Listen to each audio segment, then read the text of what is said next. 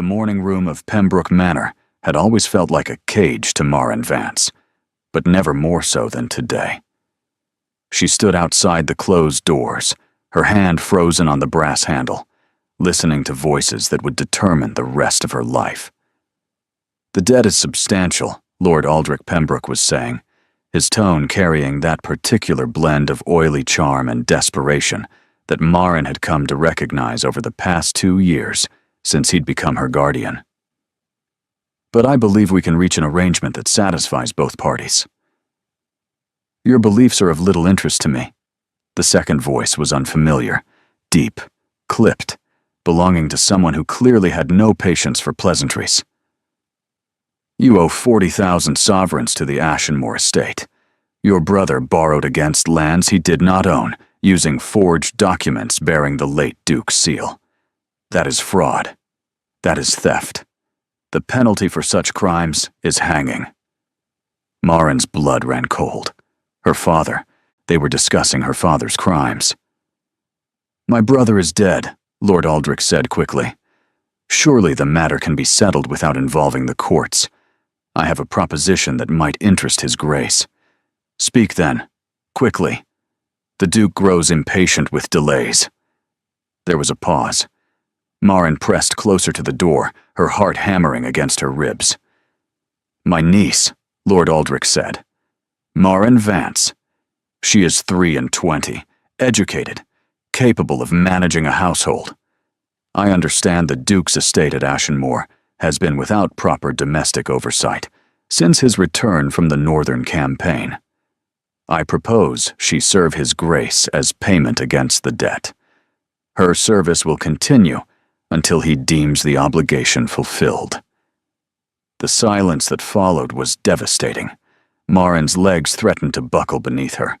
Her uncle was offering her as payment. Not as a wife, not even as a proper servant with wages and rights. As a possession.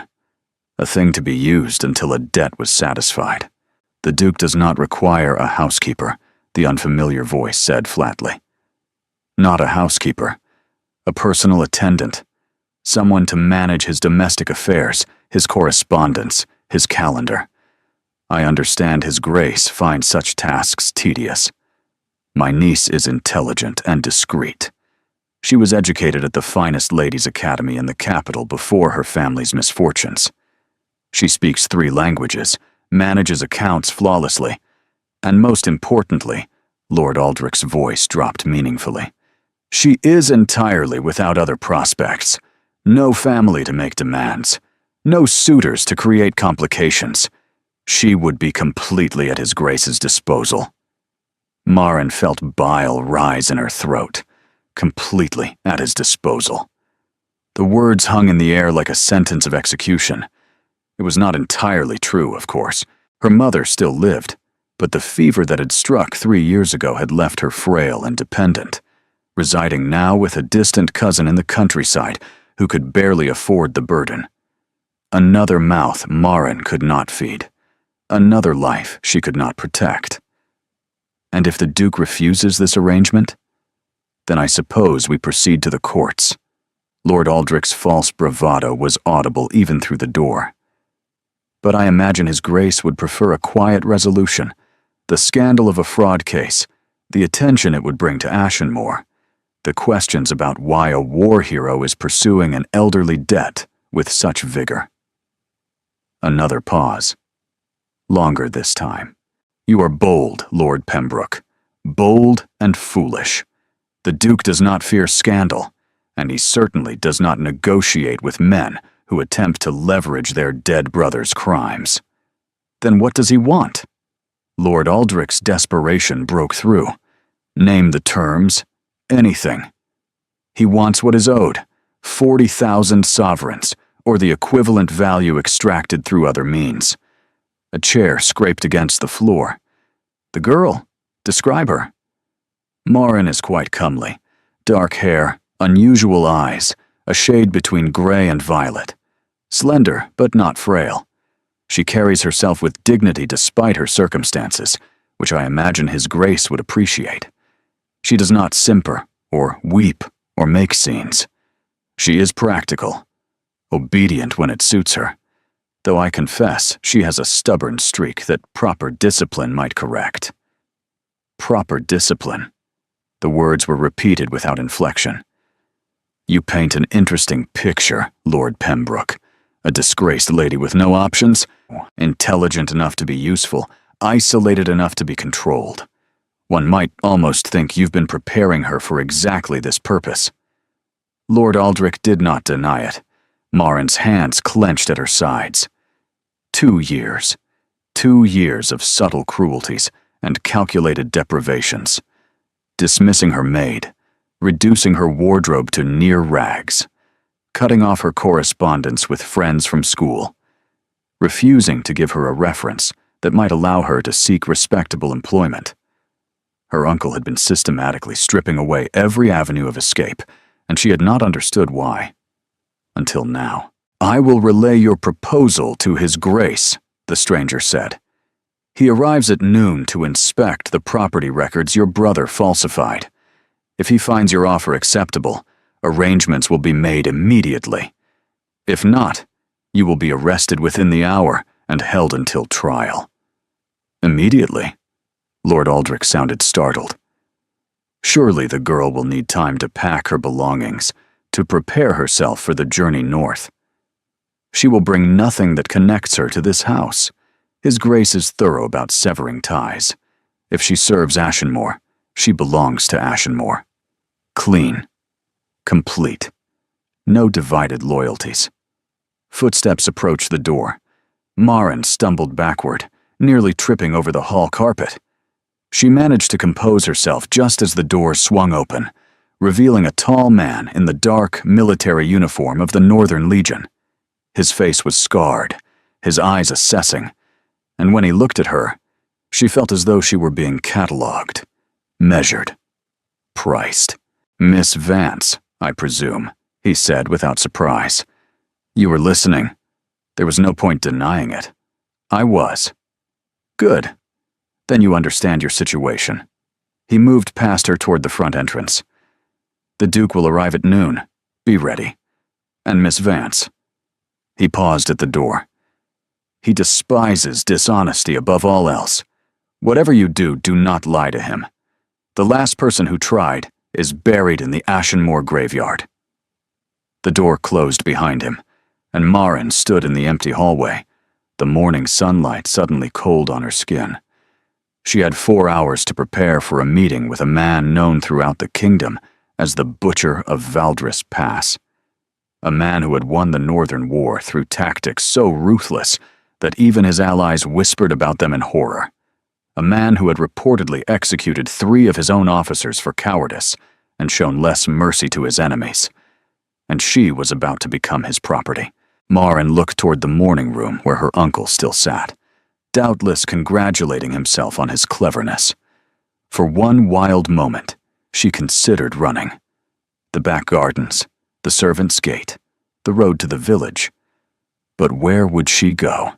She had no money, no connections.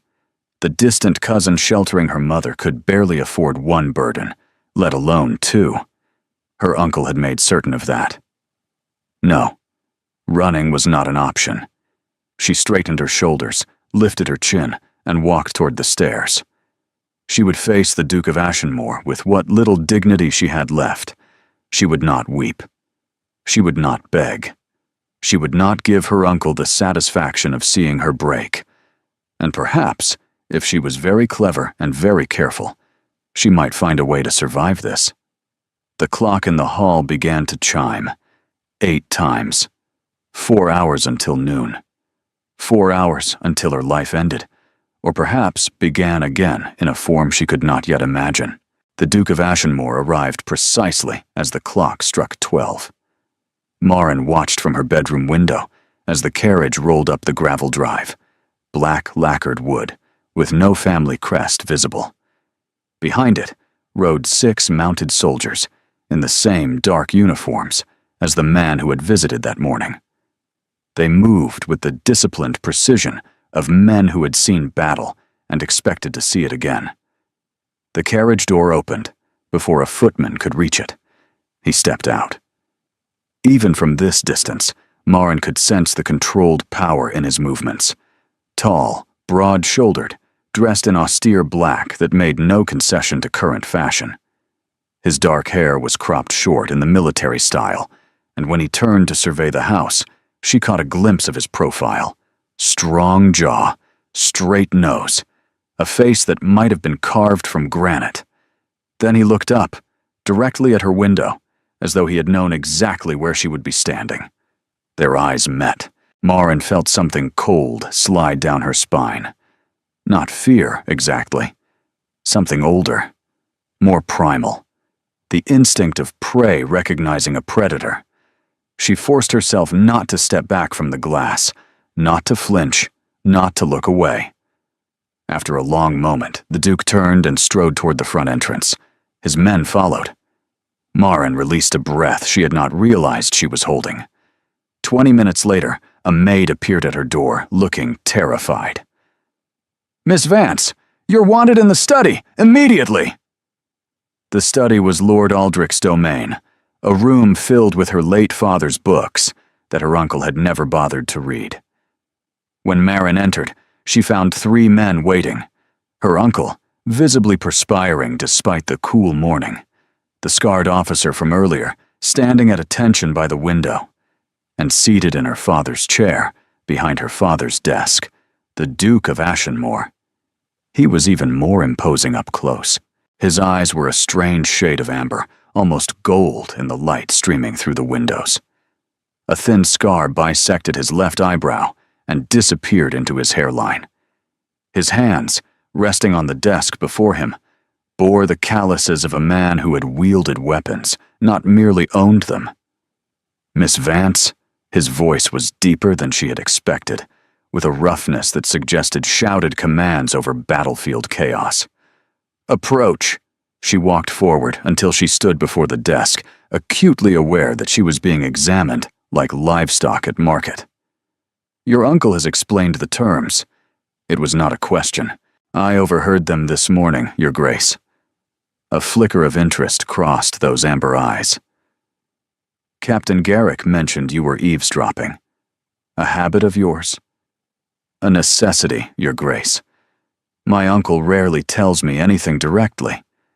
If I wish to know what plans are being made for my life, I must discover them myself." Lord Aldrich made a strangled sound of protest. "Marin, mind your tongue. You're speaking to a duke." "I'm aware of whom I'm addressing, Uncle." She kept her gaze fixed on the Duke. "I assumed His Grace would prefer honesty to simpering. I was told he despises liars." The corner of the Duke's mouth twitched. Not quite a smile, but near enough. "Captain Garrick has been sharing my preferences, I see." He leaned back in the chair, studying her with unsettling intensity. "Tell me, Miss Vance, do you understand what you're being offered?" "I'm not being offered anything, Your Grace. I'm being sold to settle my father's debts. The distinction matters." Lord Aldrich went pale. "Your Grace, I apologize for my niece. She has always been headstrong. A firm hand will soon correct her." "Be silent, Pembroke. I'm speaking with the woman whose life I'm about to purchase." The Duke did not raise his voice, but Lord Aldrich immediately stopped talking. "You're correct, Miss Vance. This is not an offer. It is a transaction. Your uncle has proposed your service in exchange for the 40,000 sovereigns your father stole from my family. I am inclined to accept." Marin felt her stomach plummet, but she kept her expression neutral. "And the terms of this service, Your Grace? You will manage my household at Ashenmore, correspondence, accounts, domestic staff, the tedious minutiae that I have neither time nor patience to address. You will be housed appropriately, fed adequately, and treated according to your station." "Which station would that be, Your Grace? I confess I'm unclear whether I'm to be a servant, a prisoner, or something else entirely." The Duke rose from the chair. He was even taller standing, towering over her by nearly a foot. He moved around the desk until he stood directly before her, close enough that she could smell leather and wood smoke and something darker beneath. You will be whatever I require you to be, Miss Vance. The duration of your service depends entirely on your usefulness." His eyes held hers. "I am told you are intelligent, capable, and stubborn. The first two qualities I value. The third will either serve you well or destroy you. We shall see which." "And if I refuse?" Lord Aldrich gasped. The captain by the window tensed. The Duke merely tilted his head, as if she had said something unexpectedly interesting. "Then your uncle hangs for fraud. You are left destitute with no protection, and I seize this property regardless. The debt is owed, Miss Vance. The only question is how it will be paid." Marin understood then, with perfect clarity, that she had no choice. Perhaps she had never had a choice. From the moment her father had made his desperate bargain with forged documents and stolen seals, her fate had been moving toward this moment. "Very well, Your Grace." She was proud that her voice did not shake. "I accept your terms." "You accept." He repeated the word as though tasting it. "How gracious of you." He turned to the captain. "Have her things loaded into the second carriage. We leave within the hour." "Your Grace." Marin spoke before she could stop herself. "I was told I could bring nothing from this house." The Duke paused. "That is correct." "Then what, precisely, am I meant to wear?" "I have only the clothes on my back that did not come from my uncle's charity." For a moment, something unreadable passed across his face. Then he looked at Captain Garrick. "Have Mistress Gwyneth prepare appropriate garments when we arrive. Miss Vance is correct. She should not carry the stench of this place with her." It was, Marin realized, almost a kindness. Almost. The Duke strode toward the door, then stopped. Without turning, he spoke once more. "1 hour, Miss Vance. Do not keep me waiting. I am not a patient man." He left. The captain followed. And Marin stood in her father's study, in her uncle's house, knowing that in 1 hour she would belong to neither. She would belong to him. The journey to Ashenmoor took 3 days. Marin traveled in the second carriage, alone except for the occasional presence of Captain Garrick, who checked on her at intervals with professional detachment. She was given meals at coaching inns, but not permitted to dine in public rooms. She slept in the carriage while the soldiers made camp nearby. She was not mistreated, but she was also not acknowledged as anything other than cargo being transported. The Duke himself she did not see. He rode at the front of the column, a dark figure on a massive black warhorse, never looking back. On the third morning, the terrain changed. The rolling farmland of the south gave way to stark moorland, all heather and granite, and skies that threatened rain without delivering it. The wind carried a bitter edge, even in late summer, and the few villages they passed grew smaller and more isolated. "Ashenmoor," Captain Garrick said, appearing at the carriage window. "We arrive within the hour." Marin looked out at the bleak landscape. "Does the sun ever shine here?" "Occasionally. The Duke prefers it this way. Fewer visitors." She could believe that. Ashenmoor itself emerged from the mist like something from a fever dream. The estate was massive, a sprawling fortress of gray stone that seemed to have grown organically from the surrounding rock. Towers jutted at irregular angles, some clearly ancient, others added over centuries of expansion. Ivy crawled up the eastern walls, and ravens circled the highest parapets, their cries echoing across the empty moor. It was beautiful in a savage, uncompromising way. It was also utterly terrifying. The carriage rolled through iron gates and into a courtyard where servants waited in silent rows. Marin counted at least 30, all dressed in the same dark livery, all watching with expressions carefully blank. Captain Garrick opened the carriage door. "Welcome to your new home, Miss Vance." She stepped out onto the ancient cobblestones and felt immediately exposed. The servants studied her with varying degrees of curiosity and suspicion, The Duke was nowhere to be seen. A woman stepped forward from the assembled staff. She was perhaps 50, iron-haired and steel-spined, with the bearing of someone who had commanded armies of housemaids for decades. "Miss Vance, I am Mistress Gwyneth, housekeeper of Ashenmore." Her tone was civil, but not warm. "I will show you to your quarters and explain your duties. Follow me." Marin followed her through a labyrinth of corridors, up winding staircases, past portraits of stern-faced ancestors, who all seemed to share the Duke's unsettling amber eyes. The house smelled of wood smoke and old stone, and something else, something metallic that she could not identify.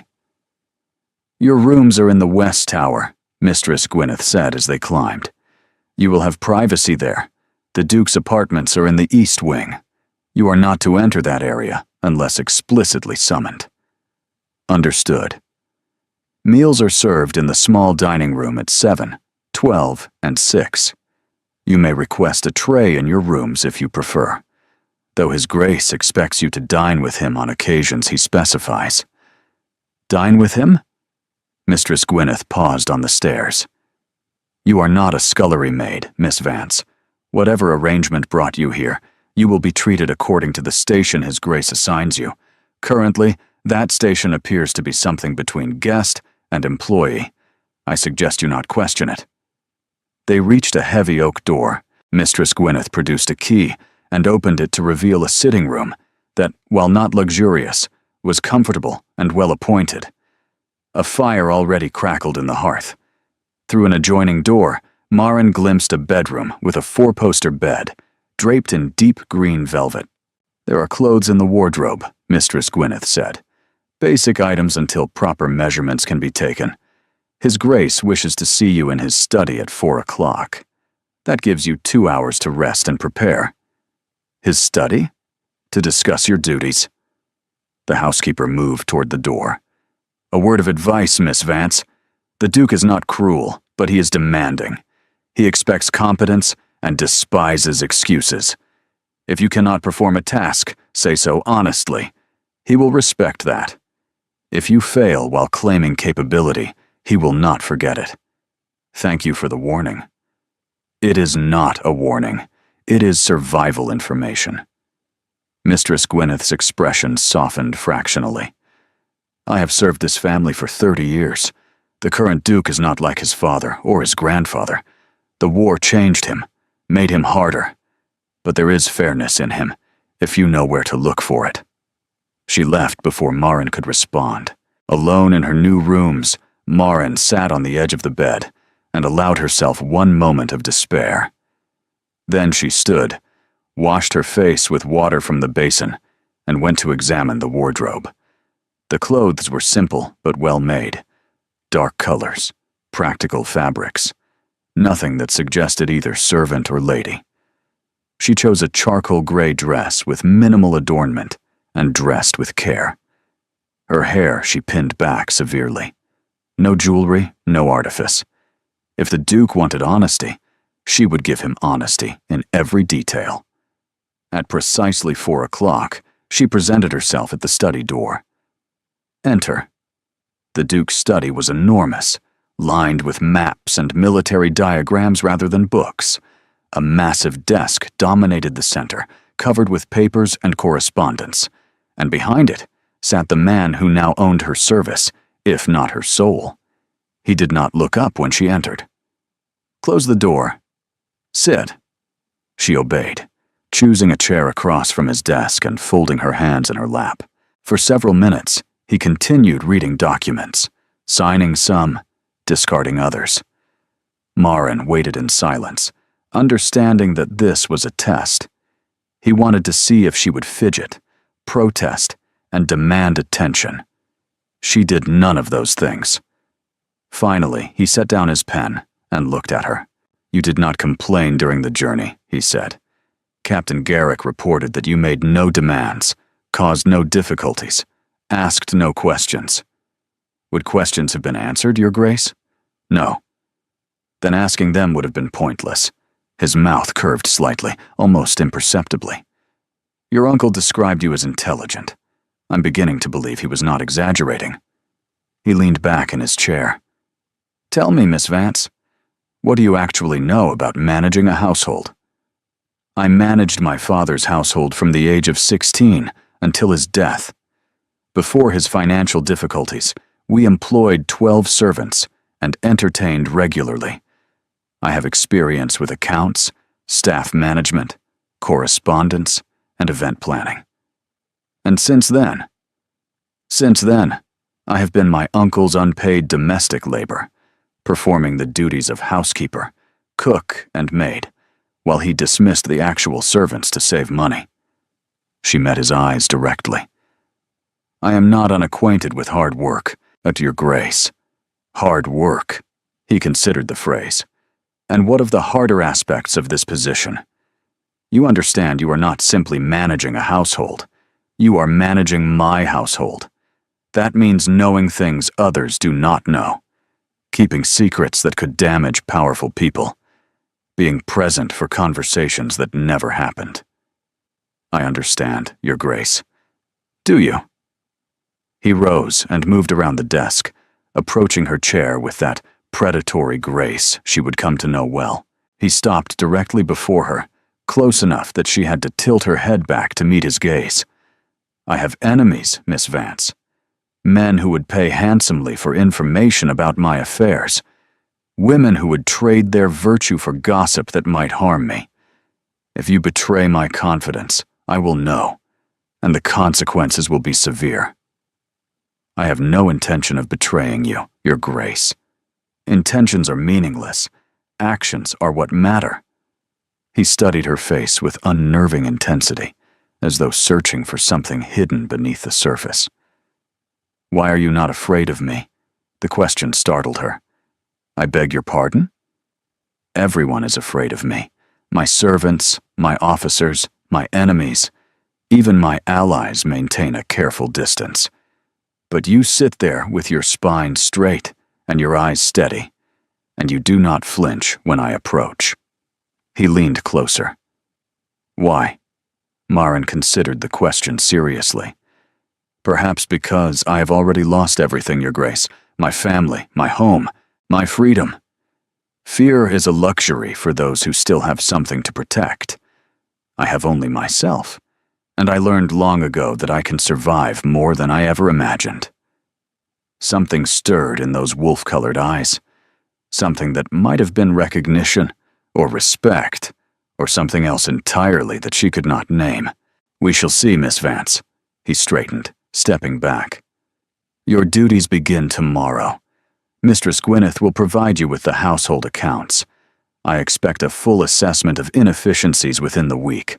We will meet each morning at 7 to review correspondence, and each evening at 6 to discuss any matters requiring my attention.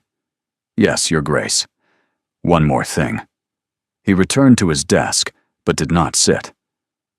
"I am not a patient man, Miss Vance. I am not a kind man. I am not a man who tolerates failure or forgives betrayal. But I am fair. Serve me well, and you will be treated accordingly. Serve me poorly, and you will discover why they call me the Butcher of Valdris Pass." He sat and returned his attention to his papers. Maren rose, understanding she was dismissed.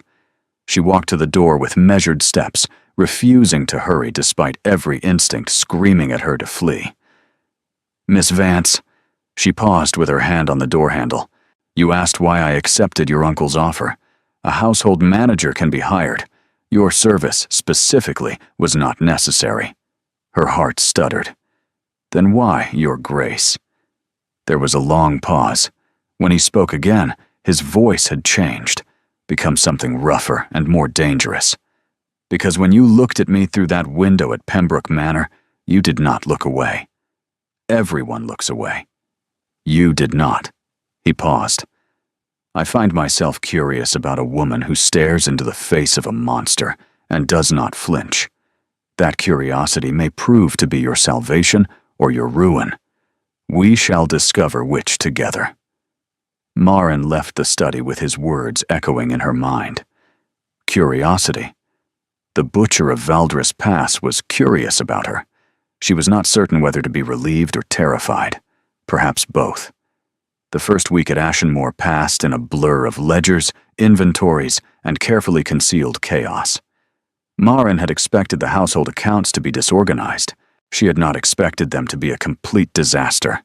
The previous steward, she learned, had fled 6 months ago after the Duke discovered him skimming funds. Since then, Mistress Gwyneth had managed as best she could, but the woman's talents lay in commanding servants, not balancing books. "These figures cannot possibly be correct," Maren said on her third morning, spreading papers across the small desk in her sitting room. "According to this ledger, Ashenmore has been purchasing enough candles to illuminate the entire northern kingdom." Mistress Gwyneth peered over her shoulder. "The chandler in Thornwick has been our supplier for decades, and has been overcharging you for at least 3 years, based on these invoices." Maren circled a column of numbers. "Either he believes the Duke too distracted to notice, or someone in this household has been taking a percentage." The housekeeper's expression hardened. "You're suggesting theft?" "I'm suggesting investigation. The Duke asked for inefficiencies. This qualifies." By the end of the week, Maren had identified 4 separate instances of supplier fraud, and 2 servants who had been quietly selling kitchen stores out the back entrance. She compiled her findings into a detailed report and presented it at her evening meeting with the Duke, fully expecting him to be furious.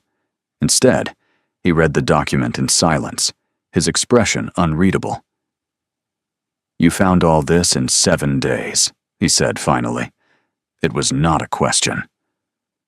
"The records were poorly maintained, Your Grace.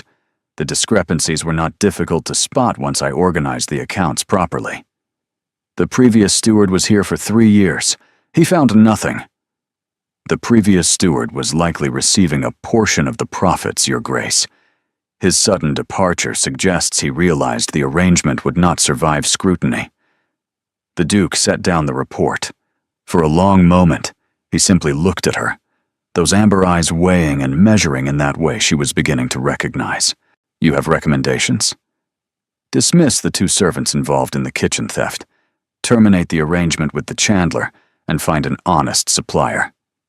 And," she hesitated, "hire an assistant for Mistress Gwyneth. The woman is competent, but she cannot manage both household operations and financial oversight. It is too much for one person. An assistant would require additional expense. An assistant would prevent future losses that far exceed the cost of wages, Your Grace." A ghost of amusement crossed his features, transforming his harsh face into something almost human. "Implement your recommendations, Miss Vance. You have my authority to make whatever changes you deem necessary." She stared at him. "Your Grace?" "You heard me." He returned his attention to other papers. "I did not bring you here to question your every decision. You have demonstrated competence. Use it." It was, Maren realized, an extraordinary degree of trust for a man who had made clear he trusted no one. She was not certain how to feel about it. "Thank you, Your Grace. Do not thank me. Deliver results." But his tone had lost some of its customary coldness. "That will be all for tonight, Miss Vance." She rose to leave, then paused. "Your Grace, might I ask a question?" He looked up, one eyebrow raised. "The servants, they watch me constantly. Not with hostility precisely, but with something I cannot identify. I would understand the scrutiny if I were a stranger, but it feels like something more, as though they are waiting for something." The Duke was silent for a long moment. When he spoke, his voice was quieter than she had ever heard it. "They are waiting to see if you survive. Survive. I have had 3 household managers since returning from the war, Miss Vance. The first stole from me. The second fled after 1 month, claiming the house was haunted. The third..." He paused. "The third made the mistake of attempting to sell information about my affairs to Lord Castellan of Whitmore. She did not survive the discovery." Maren felt ice slide through her veins. "You killed her?" I did not have to. Lord Castellan did, when she became a liability to his own schemes. The Duke's eyes held hers. Ashenmore is not a forgiving place, Miss Vance. The servants watch because they are curious whether you will prove yourself worthy of remaining or whether you will become another cautionary tale whispered in the kitchen. He returned to his papers. Maren left the study with her pulse racing. Survival. That was what this was. Not merely service, but survival. She would not become a cautionary tale. She refused. The first test came 3 weeks into her service, and it arrived without warning. Maren was reviewing supply orders in the small office she had claimed near the kitchens when Captain Garrick appeared in the doorway, his expression grim. Miss Vance, you're needed in the Great Hall. Immediately. She followed him through the winding corridors, her mind racing with possibilities. Had she made an error? Offended someone important? Discovered something she should not have? The Great Hall of Ashenmore was a cavernous space, clearly designed for hosting military councils rather than social gatherings. Massive iron chandeliers hung from the vaulted ceiling. Tapestries depicting ancient battles lined the walls. And standing in the center of the room, surrounded by a dozen armed men, was the Duke. Facing him was a delegation Maren did not recognize. 5 men in the colors of House Castellan, the very name that had been mentioned in connection with the murdered household manager. One of the visitors, a portly man with cold eyes, spotted Maren's entrance. And here she is, the mysterious new addition to Ashenmore's staff. Tell me, Your Grace, where did you find such a pretty little thing? The slave markets of the Eastern Reach? Lord Castellan, the Duke's voice could have frozen fire. You will address Miss Vance with respect, or you will not address anyone at all. Lord Castellan smiled, showing too many teeth. So protective. One might almost think she's more than a servant. He turned to Maren. Tell me, girl, what exactly are your duties here? Managing the household? Or managing the Duke's more personal needs? Maren felt the insult land, but she did not flinch. She had endured worse from her uncle's friends. I manage accounts and correspondence, my lord, she said evenly. Nothing more. How disappointing. Though I suppose the butcher of Valdres Pass has little need for soft comforts. Castellan turned back to the Duke. Now, about the matter we came to discuss. The northern trade route. My consortium requires access through Ashenmore lands. We're prepared to pay handsomely for the privilege. And I have already refused, 3 times.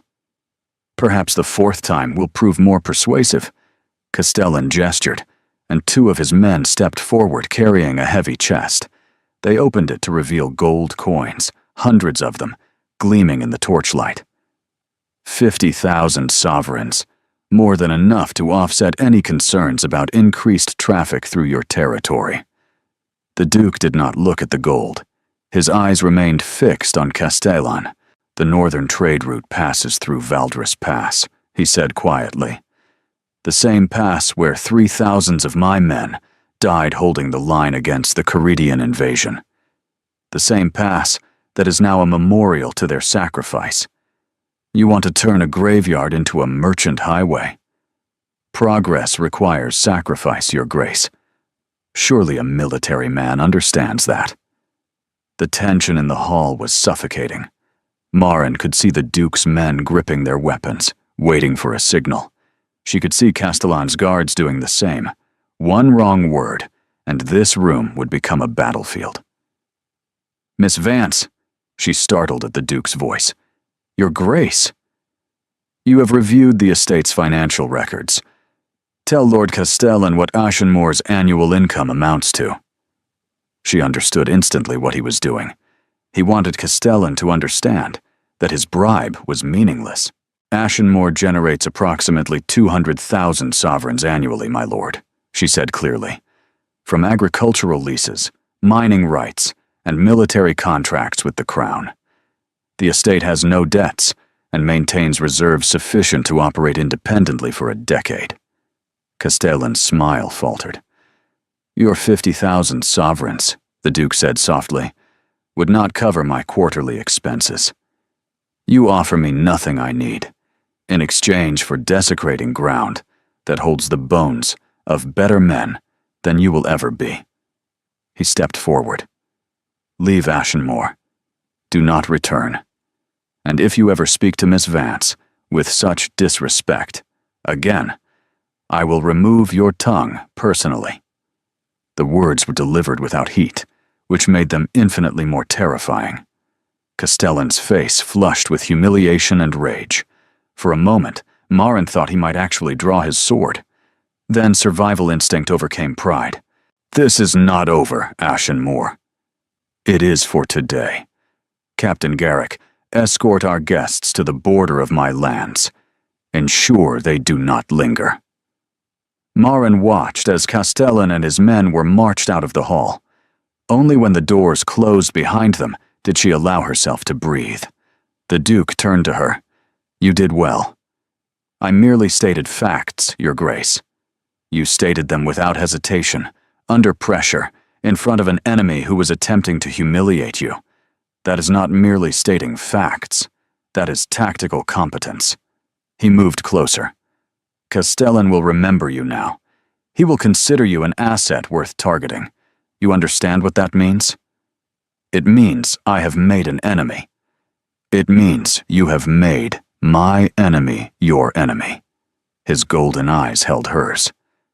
That makes you my responsibility, Miss Vance. As long as you serve Ashenmore, no harm will come to you. I give you my word. It was the first time he had offered her anything resembling protection, the first time he had acknowledged that she was more than a ledger entry, more than a debt being paid. Thank you, Your Grace. He nodded once, then turned away. We dine together tonight. I find I wish to discuss something with you. It was not a request.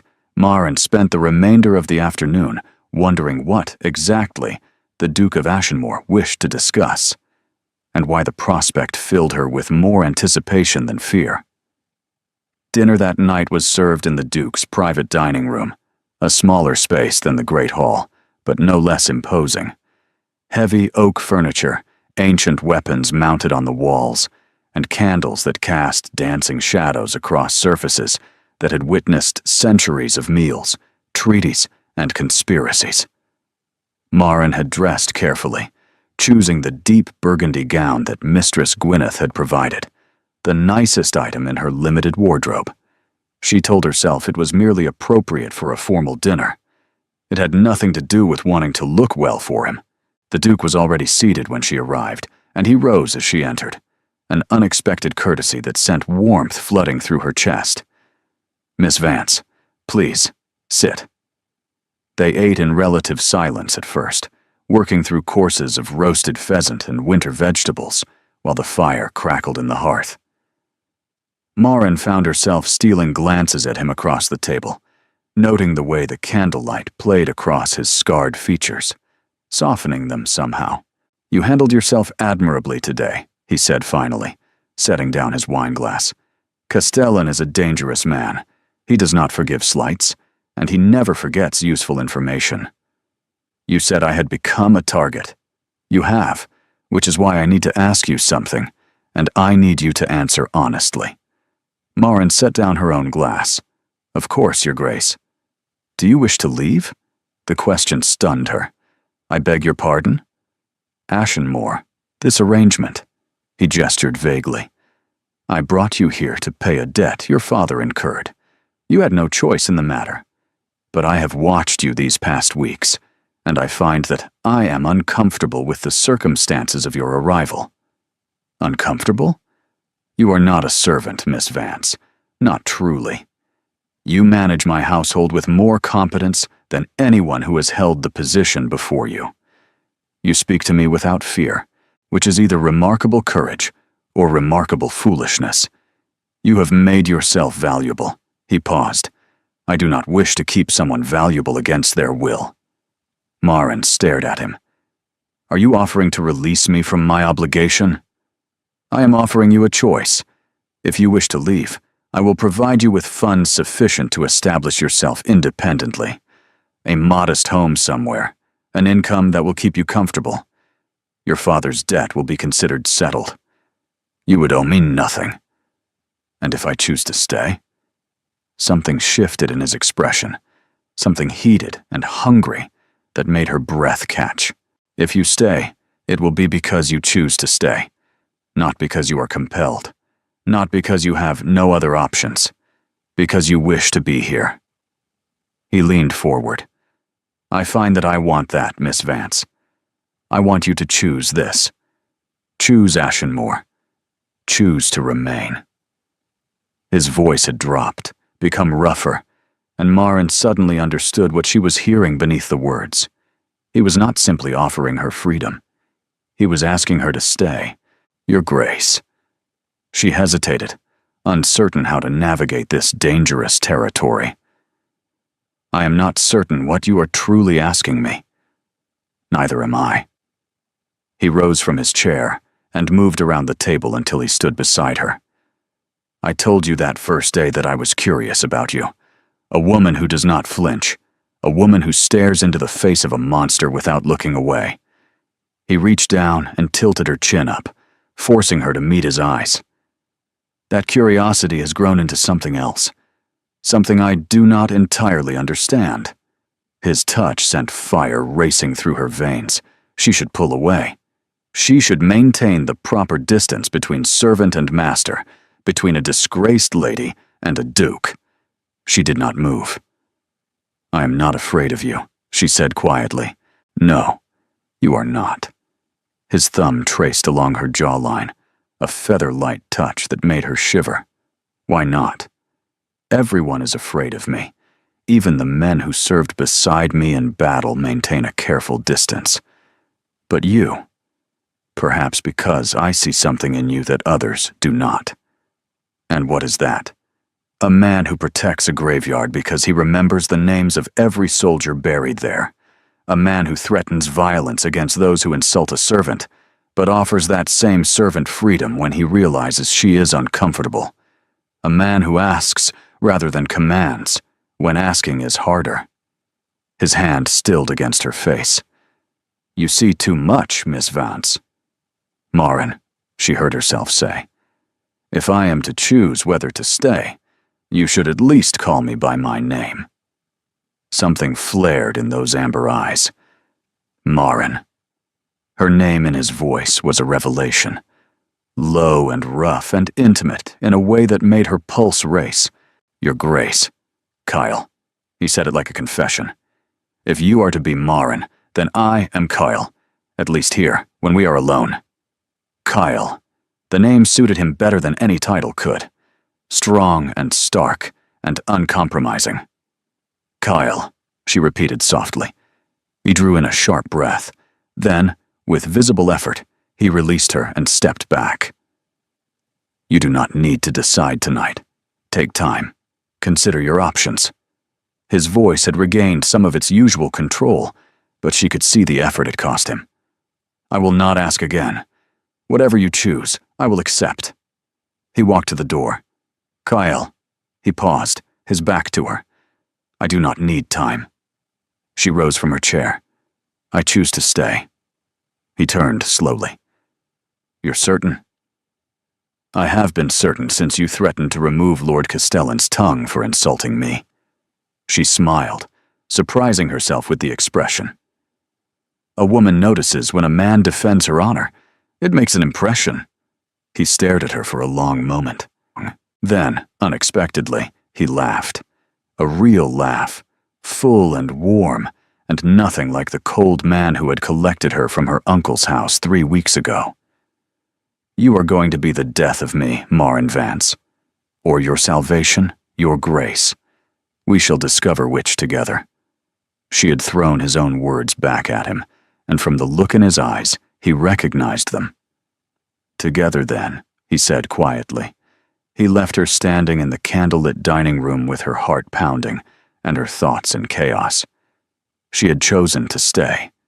She had chosen him. And somewhere in the last 3 weeks, She had begun to fall in love with a man the world called the Butcher of Valdres Pass. The question now was whether he was falling too, or whether she was walking into a trap from which there would be no escape. The weeks that followed Marin's decision to stay at Ashenmore brought changes she had not anticipated. Kyle began materializing at unexpected moments. He would appear in the library while she reviewed accounts, claiming he needed a particular volume. He would join her for morning walks through the gardens, insisting the fresh air aided his thinking. He would linger after their evening meetings, asking questions about her past, her interests, her opinions on matters that had nothing to do with household management. "You're hovering," Captain Garrick observed one afternoon, watching the Duke trail Marin through the portrait gallery, at a distance he clearly believed was subtle. "I am not hovering. I am ensuring the household manager is performing her duties adequately." "You're hovering. I've served you for 12 years, Your Grace. I know what hovering looks like." Cale's expression could have curdled milk. "Don't you have soldiers to drill?" Garrick departed with a knowing smile that made the Duke's jaw clench. Marin pretended not to notice these exchanges, but she noticed everything. She noticed how his eyes followed her when she moved through a room, how his voice softened when he spoke her name, how he found excuses to touch her, brief brushes of fingers when passing documents, a hand at the small of her back when guiding her through doorways. She noticed the darker edges of his attention, too, the possessiveness that flared when male servants addressed her directly, the cold fury that descended when Lord Whitmore sent a letter inquiring whether the Duke's lovely assistant might be available to help organize his autumn ball. The way Kyle had personally written a response so scathing that Whitmore had not communicated with Ashenmore since. "You cannot threaten everyone who speaks to me," Marin said one evening, after learning that a visiting merchant had been escorted from the property for complimenting her eyes. "I did not threaten him. I merely suggested that his compliments would be better directed toward the goods he was selling, rather than my household staff." "Your household staff?" She raised an eyebrow. "Is that what I am? You know perfectly well what you are." "Do I?" She set down the correspondence she had been reviewing. "Because sometimes I feel less like an employee and more like a possession you're guarding, a treasure locked away in a tower." Something crossed his face.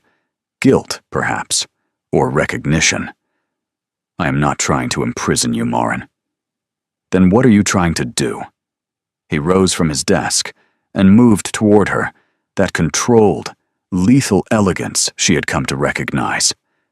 He stopped close enough that she could feel the heat radiating from his body, could smell cedar and steel, and the scent that was uniquely him. "I am trying," he said slowly, as though the words cost him, "to keep you safe, to keep you here, to ensure that no one takes you from me, takes me from you, as though I belong to you. Don't you?" His voice had dropped to something raw and hungry. "Didn't you choose to stay? Didn't you choose this? Choose me? I chose to remain at Ashenmore. That is not the same as belonging to someone like a horse or a hunting dog. I know that." He reached up, his fingers hovering near her face but not quite touching. "I know that. And yet I cannot stop this thing inside me. This need to know where you are, who you're speaking with, whether you're safe. It consumes me, Marin. You consume me." The confession hung between them, terrifying in its intensity. "Kyle, I have never wanted anything the way I want you." His amber eyes burned into hers. "Not victory in battle, not revenge against my enemies, not even survival during the darkest days of the war. I would burn kingdoms for you. I would destroy anyone who tried to harm you. And that frightens me, because I do not know how to want something without destroying it." Marin felt her heart fracturing along fault lines she had not known existed. "You will not destroy me," she whispered. "You cannot know that. I cannot know that." His hand finally made contact, cupping her face with devastating gentleness. I am the butcher of Valdres Pass. I am the monster who sacrificed 3,000 men to hold a line that should never have held. I do not know how to love without bloodshed. I do not know how to protect without possession. I do not know how to want without obsession. Then learn. She covered his hand with her own. Learn with me. Because I am not going anywhere, Kyle. Not because I have no choices, but because I choose you. Every day. Even when you are difficult and possessive and impossible. He made a sound that might have been a laugh or a sob. You should run. Probably. But I have never been particularly sensible. He kissed her. It was not gentle. It was not polite. It was desperate and hungry and consuming. Everything he had confessed made physical. His hands tangled in her hair. His body pressed her against the bookshelf behind her. His mouth claimed hers as though he were drowning, and she was air. When they finally broke apart, both breathing heavily, Maren saw something in his eyes she had never seen before. Fear. Tell me to stop, he said roughly. Tell me this is too much, too fast, too intense. Tell me, and I will try to control myself. I will try to give you space. And if I don't want space, his grip on her tightened, then I will never let you go. Do you understand? If you give yourself to me, Maren Vance, you will be mine, completely, irrevocably. There will be no escape.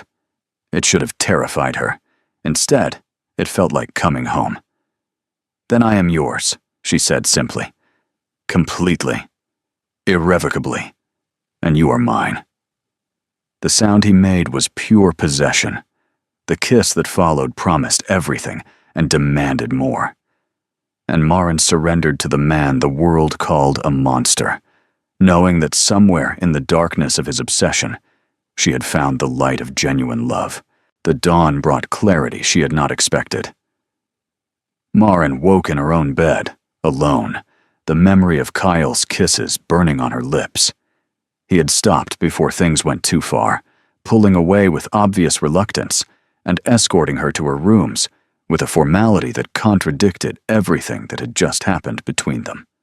We will do this properly, he had said, his voice still rough. I will not have you as a mere conquest. When I take you to my bed, it will be as my wife. Wife. The word echoed through her thoughts as she dressed and prepared for the day. Wife of the Duke of Ashenmore. Duchess. A title she had never imagined. A future she had never dared to want. But in the light of morning, doubts crept in like shadows. She found Kyle in his study, reviewing military dispatches. He looked up when she entered, and the naked hope in his expression made her heart ache. We need to talk, she said. His expression shuddered immediately. Those words rarely precede anything pleasant. They precede honesty, which you claim to value above all else. She sat across from him, folding her hands to hide their trembling. Last night, what you said, what we. I meant every word. I know you did. That's what concerns me. He set down his papers with careful control. Explain. You spoke of obsession, of not knowing how to want without destroying, of possession and burning kingdoms, and never letting me go. She met his eyes directly. Kyle, those are not the words of a man offering partnership. Those are the words of a man claiming ownership. There is a difference, a significant one. She leaned forward. I will not be a possession. I will not be locked in a tower while you rage at anyone who dares look at me. I will not spend my life as an object of your obsession, however passionate that obsession might be. You think that is what I'm offering? I think you don't know the difference. I think you have spent so long as the butcher of Valdres Pass, commanding men and destroying enemies, that you have forgotten how to relate to people who are not soldiers or threats. And you believe you cannot teach me? I believe that is not my responsibility. The words hurt to say, but they needed to be said. I am not here to fix you, Kyle. I am not a healer for whatever wounds the war left on your soul. If we are to be together, it must be as equals.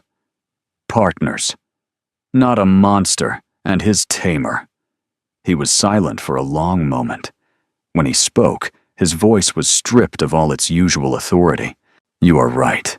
She had not expected agreement. I am? I've been treating you as something to be acquired and protected, rather than someone to be cherished and respected. He rose and moved to the window, his back to her. The war took something from me, Maren.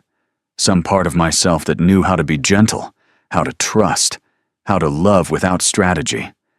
I thought those parts were gone forever. And then you arrived, and I felt them stirring, and I did not know what to do with them. So I defaulted to what I know. Command, control, possession. That is not love. No, it is not. He turned to face her. But I want to learn. If you will teach me.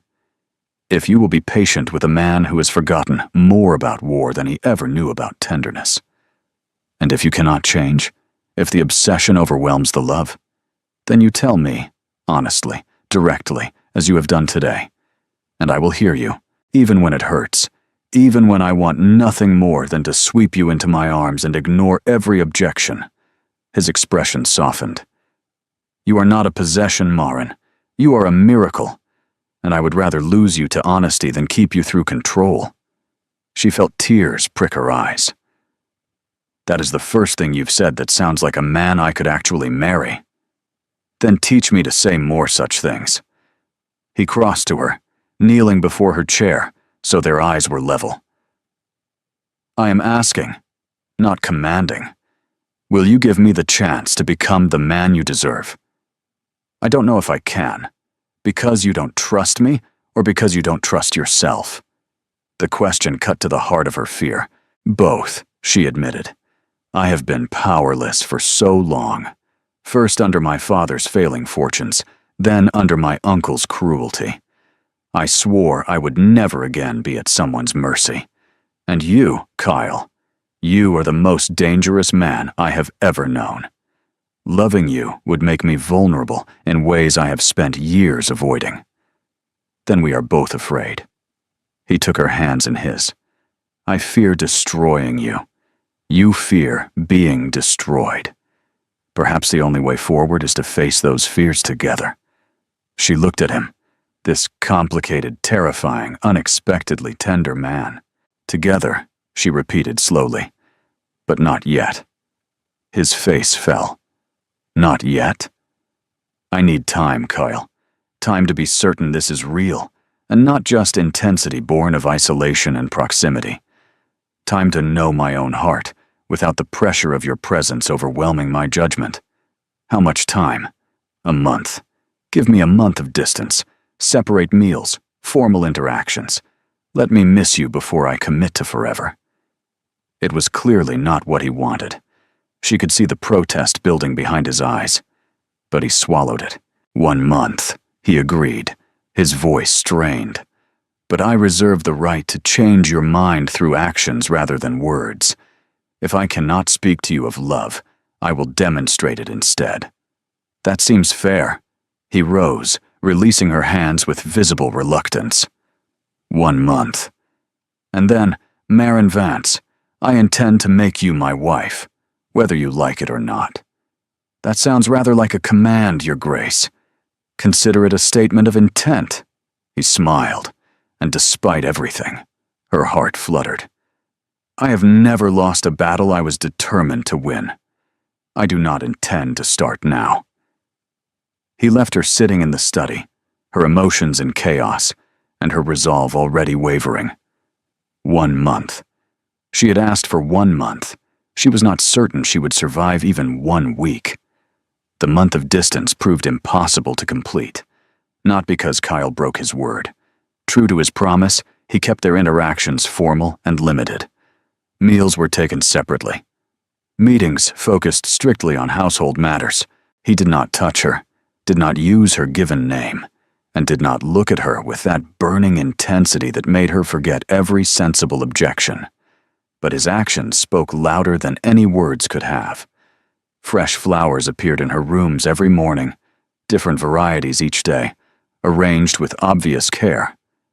Books she had mentioned wanting to read materialized on her desk without explanation. When she developed a slight cold, a physician was summoned from the capital before she had even finished her first sneeze. When she mentioned missing her mother's recipe for honey cakes, the kitchen produced a perfect recreation 2 days later. The recipe traced through 5 counties to a distant cousin of her family's former cook.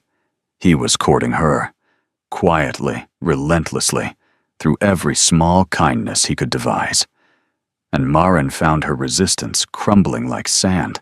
"You're weakening," Mistress Gwyneth observed one afternoon, watching Maren smile at yet another unexpected gift. This time, a shawl woven in the exact shade of violet that matched her eyes. "I am doing nothing of the sort." "You've worn that shawl every day for a week. You spent an hour yesterday pressing the flowers he sent into a journal. And you watch the door of every room you enter, as though hoping he'll walk through it." Maren felt her cheeks flush. "That is not." "It is. And there's no shame in it." The housekeeper's expression softened. "He's a good man, Miss Vance. Difficult and demanding, and occasionally terrifying. But good underneath it all. The war took much from him, but his core remained sound. How can you be certain?" "Because I've seen the way he looks at you when you're not watching." Gwyneth smiled. "That is not the look of a man who wishes to possess. That is the look of a man who has found something precious and fears losing it. There is a difference." Before Maren could respond, Captain Garrick burst through the door. "Miss Vance, you need to come immediately." His face was pale, his usual composure shattered. Maren's chest tightened with every step as they rushed through the corridors toward the Great Hall. "What's happened?" "Lord Castellan. He's returned, with 50 men." Garrick grabbed her arm. "And he's demanding you be turned over to him." "Turned over? On what grounds?" "He claims he has evidence that your father's fraud extended to his estate as well. Says you're complicit in crimes against House Castellan and must face trial in his territory." "That's absurd.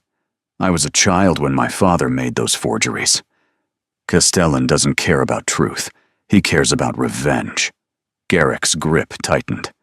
"His Grace refused to hand you over. Castellan is threatening armed conflict if his demands aren't met." They reached the Great Hall. The scene inside stopped Maren's breath. Kyle stood at the center of the room, flanked by a dozen of his men. Across from him, Lord Castellan and his soldiers formed a bristling line of weapons and hostility. The air crackled with violence waiting to erupt. "Ah, there she is." Castellan's cold eyes fixed on Maren. The criminal herself. How convenient. "She is no criminal." Kyle's voice was deadly quiet. "And she will not be leaving Ashenmoor." "Then you are harboring a fugitive. The Crown takes a dim view of such actions, even from war heroes." "The Crown will take a dimmer view of a lord attempting to seize a woman from her protector through fabricated charges and armed intimidation." "Protector?" Castellan laughed. "Is that what you call it?" "The gossip says something rather different. They say the butcher of Valdris Pass has found himself a bed warmer and wrapped it in pretty language about household management." Kale moved so fast, Maren barely saw it. One moment he stood at the center of the hall. The next, his sword was at Castellan's throat, drawing a thin line of blood. "Say that again," Kyle whispered. "Please, give me a reason." Castellan's men surged forward, but Kyle's soldiers blocked them, weapons drawn, ready for the bloodbath that seemed inevitable. "Kyle," Maren's voice cut through the tension. "Don't." His eyes flicked to her, wild with protective fury. "He insulted you. And if you kill him for it, you become the villain everyone already believes you to be. His death will not protect me. It will only give his allies justification to come after both of us." She could see the battle raging inside him, The monster wanting blood. The man wanting to prove he could be better. "Listen to your woman, Ashenmore," Castellan sneered, though his voice trembled slightly. "She's cleverer than you deserve." "She is." Kyle held the sword steady for one more heartbeat. Then, forcing himself to move, he stepped back. "Leave. Now. Before I change my mind. This isn't over." "No. But it will be." Cale's expression promised violence that made Castellan pale. "I will take this matter to the Crown myself. Your fabricated charges, your armed intimidation, your attempt to seize a woman under my protection. By the time I'm finished, you will be the one facing trial." Castellan's composure finally cracked. "You wouldn't dare. I am the butcher of Valdris Pass. I won 300 battles through audacity and brutality. There is nothing I would not dare when protecting what is mine." The word hung in the air. Mine. And this time, when Kyle said it, Maren did not hear possession. She heard love. Castellan left, his threats trailing behind him like smoke. When the hall finally emptied of enemies, Kale turned to Maren. His hands were shaking. "Are you injured?" "No. But you." "Maren." He crossed to her in 3 strides and pulled her into his arms. "God, Maren. When Garrick told me what Castellan wanted, I thought, I know." She held him just as tightly. "I know. I almost killed him. I wanted to kill him. Every instinct I have demanded blood. But you didn't, because you asked me not to." He pulled back to look at her. "Is that what you needed to see? Proof that I can control myself when it matters?" She touched his face, feeling the tension in his jaw. "I needed to see that you could choose me over your own rage, that my voice could reach you even when the monster was screaming for violence. Your voice is the only thing that reaches me anymore." He closed his eyes. "The month isn't over." "No, it isn't. But I cannot wait any longer, Maren. I cannot pretend that I am not desperately, completely in love with you. I cannot maintain distance when every moment apart feels like dying by inches. She should insist on finishing the month. She should maintain her resolve. But watching him choose restraint over vengeance, watching him listen to her voice through the red haze of protective fury, something had shifted inside her. "Then don't wait," she whispered. His eyes flew open. "What?" "Don't wait. Don't pretend. Don't maintain distance." She smiled through sudden tears. "Ask me again, Kyle. Ask me to marry you. And this time, I'll say yes." For a moment, Kyle did not move. He stared at her, as though she had spoken in a language he did not understand, as though her words were too extraordinary to process. "You're serious." "I have never been more serious about anything in my life. But the month, your conditions, your need for certainty. I have certainty." She took his face in her hands, forcing him to meet her eyes. "I watched you choose restraint over revenge. I watched you listen when every instinct demanded blood. I watched the man emerge from the monster, and I realized that I have been waiting for proof. That doesn't exist." "Proof? That doesn't exist?" "Proof that you will never frighten me. Proof that your intensity will never overwhelm me. Proof that loving you will be safe."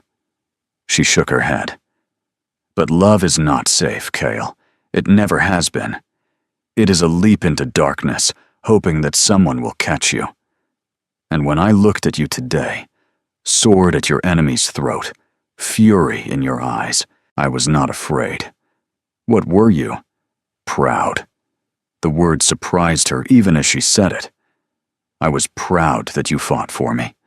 Proud that you controlled yourself when I asked. Proud that my voice mattered more than your rage. And I realized that I have been running from something I should be running toward."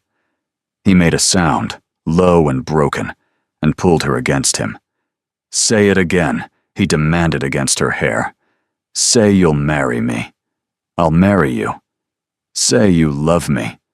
I love you, Kyle Ashenmore. I love your intensity and your darkness and your broken, beautiful soul. I love that you would burn kingdoms for me and that you chose not to because I asked. I love the monster and the man and everything in between. He kissed her then, fierce and desperate, and Maren felt every barrier she had erected crumble to dust. When they finally parted, both flushed and unsteady, Kyle rested his forehead against hers. I have something for you. Now? Now. He pulled back, reaching into his coat, and withdrew a small velvet box. I have been carrying this for 2 weeks, since the day I knew I would never want anyone else. He opened the box. Inside lay a ring unlike anything Maren had ever seen, a deep violet stone, the exact shade of her eyes, surrounded by small diamonds set in silver filigree. It was beautiful and strange and perfect. This belonged to my grandmother, Cale said quietly. She was not a duchess by birth. She was a soldier's daughter, a woman who married my grandfather, when everyone told her she was mad to wed a man with more scars than sense. They were together for 47 years. She said the secret was simple. Love the man, not the title. See the person, not the position. And never, ever let him brood alone when he can be brooding with company. Maren laughed through her tears. She sounds wonderful. She would have adored you. He took her hand. Marry me, Maren.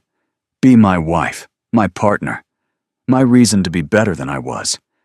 Help me build something worthy of the sacrifices that brought us both here. Be my duchess, my love, my home. Yes. He slid the ring onto her finger. It fit perfectly. I need you to understand something, he said, his voice rough. What I feel for you, it will never diminish. It will never become comfortable or quiet or tame. I will love you with the same intensity in 50 years that I love you with now. I will never stop wanting to protect you, to cherish you, to burn worlds for you if necessary. That sounds exhausting. Undoubtedly. But also, I hope, extraordinary. She looked at the ring on her finger, at this impossible man who had somehow become the center of her world. One condition, she said. His expression flickered with concern. Name it. The burning worlds. You check with me first. She smiled. We're partners now. We make decisions together, even the dramatic world-burning ones. The laugh that escaped him was full and warm and surprised. You are negotiating terms of our marriage while I am still on one knee? The best time to negotiate is when the other party is emotionally compromised. She grinned. I learned that from watching you deal with Lord Castellan. Thank God. He pulled her down into his arms. I'm going to spend the rest of my life being outwitted by you, aren't I? Very probably. Good. He kissed her again. I would not have it any other way. They stayed wrapped around each other in the great hall as the afternoon light faded, neither willing to be the first to let go. Outside, Captain Garrick quietly redirected all staff away from the hall and began making arrangements for a ducal wedding. It was, he would later tell Mistress Gwyneth, the least surprising development of his entire military career. The wedding took place 3 weeks later in the ancient chapel of Ashenmore. It was not a grand affair by aristocratic standards. No hundreds of guests, no elaborate decorations, no week-long celebrations. Instead, there were 50 witnesses, flowers from the moor arranged by Mistress Gwyneth, and a bride whose hands trembled as she spoke her vows. Maren wore a gown of ivory silk, simple and elegant, with her mother's lace veil that had been sent from the countryside where the older woman now resided. Her mother had wept upon learning of the engagement, tears of joy that her daughter had found not merely security but love. She was too frail to make the journey north, but her blessing had arrived in a letter Maren carried close to her heart. She walked down the aisle alone, belonging to no one but herself. Until she reached Kyle. He stood at the altar in his military dress uniform, medals gleaming, the scars on his face visible in the candlelight. He looked fierce and formal and absolutely terrified. "You came," he breathed as she took her place beside him. "Did you think I wouldn't? I have been standing here for an hour, convinced you would come to your senses and flee. And miss the chance to become a duchess? Never." The laugh that escaped him drew scandalized looks from the elderly vicar. They spoke their vows with steady voices, though Maren saw the way Kyle's hand shook when he placed the ring on her finger, the way his eyes glistened when she promised to love him until death parted them. "I now pronounce you husband and wife," the vicar intoned. "You may kiss your bride." Kyle kissed her with reverent gentleness, as though she were something precious and fragile, and Maren kissed him back with all the passion she had been holding in reserve. The chapel erupted in applause. That evening, after the modest feast had ended and the guests had departed, Kyle led Maren to the ducal chambers. "You're nervous," she observed, as he closed the door behind them. "Terrified," he admitted. "I have commanded armies, stormed fortifications, survived battles that should have killed me. But this, you. I'm just a woman, Kyle. You are not just anything." He crossed to her, cradling her face in his hands. "You are the most important person in my world, and I am terrified of disappointing you." "Then don't." She smiled up at him. "Love me. That's all I want. Love me, and let me love you back." He made a sound, low and reverent, and kissed her. What followed was everything she had hoped for, tender and passionate, clumsy and perfect. He touched her like she was sacred. She touched him like he was finally hers. And when they lay tangled together afterward, hearts still racing, Kyle spoke into the darkness. "I have one more thing to give you." "More? I already have a ring, a title, and a husband who is frankly exhausting." He laughed softly. "This is different."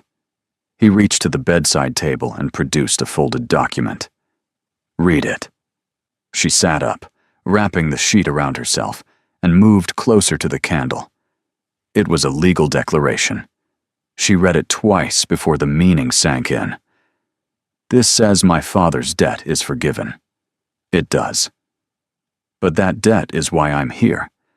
Why I came to Ashenmore in the first place. Precisely. He sat up beside her. "I do not want you to ever wonder, Maren. Not for a single moment. Not for the rest of our lives together. You are not here because of a debt. You are here because I love you and you love me. The debt is irrelevant. It has been since the moment you chose to stay." She stared at the document, at the official seals and signatures that erased the obligation that had brought her to this place. "You're freeing me. I am ensuring you are already free." He took her hand. "You could walk away tomorrow. The debt would remain forgiven. Your family would retain every benefit they've received. You would owe me nothing. But I would stay. Yes," his smile was soft. "Because you want to. Because you choose to. Because you love me. Not because of contracts or obligations or desperate circumstances. Just love." She set down the document and kissed him with everything she had. "I choose you," she whispered against his lips. "Today, tomorrow, forever. I choose you." 5 years later, the nursery at Ashenmore was the warmest room in the entire fortress. Maren stood in the doorway, watching her husband attempt to read a bedtime story to their twin sons, while their daughter, barely 2 years old, sat on his lap, pulling at his hair. "And then the brave knight," Kale continued gamely, despite having lost his place 3 times, defeated the dragon and rode home to his, Rowena darling, that's attached to my head. "Want hair?" Rowena declared, yanking harder. "Yes, I understand that." The knight rode home to his, Edmund, Stop hitting your brother." He looked at me. That's not a crime. The knight rode home to his castle, where the beautiful princess was waiting. Was she as beautiful as Mama? Callum, the elder twin by 4 minutes, asked. Cale looked up and caught Marin's eye across the room. No one is as beautiful as your mother. Marin felt the familiar warmth bloom in her chest. 5 years, and he still looked at her like she was a miracle.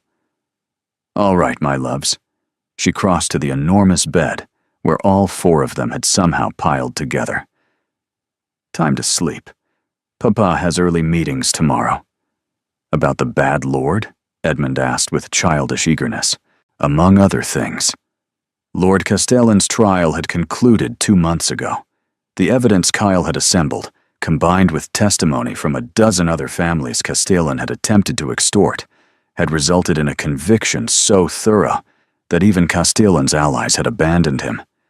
He had been stripped of his lands, his title, and his freedom. He would spend the rest of his life in a prison cell, contemplating the consequences of threatening a woman the Duke of Ashenmore loved. Justice, Marin had decided, was extraordinarily satisfying. She helped Kyle extract himself from the tangle of children and kissed each small forehead before they dimmed the candles and retreated to the corridor. "You're thinking about something," Kyle observed as they walked toward their own chambers. "I'm thinking about how different my life is from anything I imagined." "Better or worse?" "Infinitely better." She took his hand. "When I came here, I expected to survive. I expected to endure until my obligation was complete, and then disappear into obscurity. I never expected any of this." "Any of what?" She stopped walking and turned to face him. "Love, family, purpose, joy." She touched his face. "You." He caught her hand and pressed a kiss to her palm. "If you had told me 5 years ago that I would be married to a woman who terrifies me, happily reading bedtime stories to 3 demanding children, I would have had you committed. I terrify you. Constantly. In the best possible way." He pulled her closer. "You make me want to be better. You see the man beneath the monster and refuse to let the monster win. You gave me a family when I had resigned myself to dying alone. You terrify me, Marin Ashenmore, and I would not have it any other way." She smiled up at him, this complicated, intense, unexpectedly tender man who had somehow become everything. "I love you. I love you more." That sounds like a challenge. It is. One I intend to win every day for the rest of our lives. He kissed her, there in the corridor of their ancient home, with their children sleeping nearby, and their future stretching out before them, full of promise and possibility. Marin Vance had arrived at Ashenmore as a possession to be claimed. She had become a duchess, a wife, a mother, a partner. But most importantly, she had become herself, fully and completely. Loved for exactly who she was, by a man who had learned that obsession could become devotion, that possession could become partnership, that monsters could become men when the right woman taught them how. The butcher of Valdris Pass had finally found peace, and Marin had finally found home. Thank you for staying with us through this tale of darkness and redemption, of obsession transformed into love. If this story made your heart race and your eyes water, please show your support by liking, commenting, subscribing, and sharing it with fellow lovers of passionate romance. Your support keeps our storytelling alive. Stay tuned. Another emotional journey awaits you at the end of this video. Click, listen, and let your heart be swept away once more. Thank you for being here.